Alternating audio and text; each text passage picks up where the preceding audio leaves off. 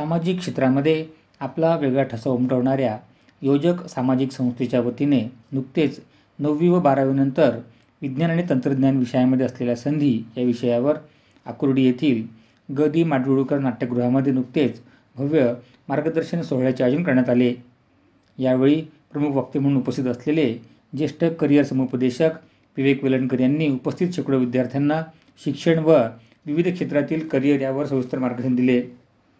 या कार्यक्रमाला रमेश वेणुगोपाल स्वामी, विजय वावरे, अनुजा सप्तश्वा, रेश्मा आंधळे उपस्थित होते।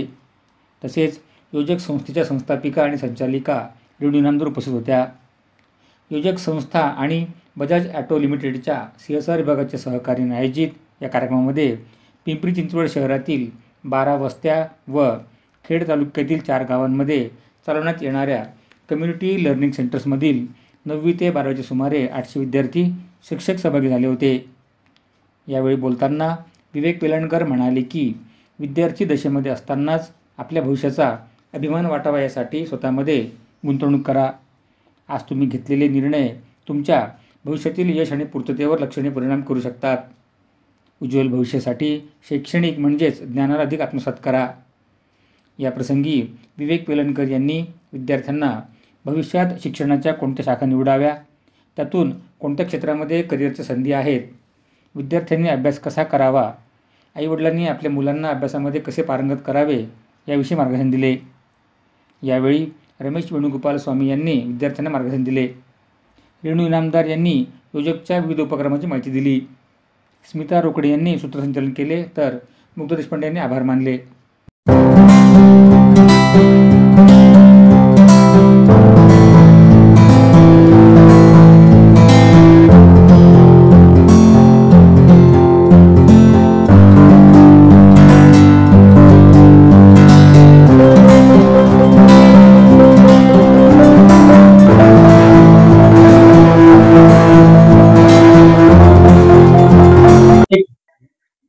नमस्कार, माझं नाव रेणू इनामदार। मी योजक संस्थेची फाउंडर मेंबर आहे, को फाउंडर आहे आणि योजक संस्था ही आम्ही 2005 साली स्थापना त्याची केली होती आणि आज 2024 पर्यंत आम्ही जी सुरुवात केली होती संस्थेची ती 42 मुलं आणि एका सेंटरनी सुरुवात केली होती। ती आज आम्ही 22 सेंटर खेड तालुक्यामध्ये आंबेगाव, जुन्नर, ECMC यासारख्या ठिकाणी आम्ही 2000 ते 5000 मुलांपर्यंत आम्ही आज पोहोचलेलो आहोत।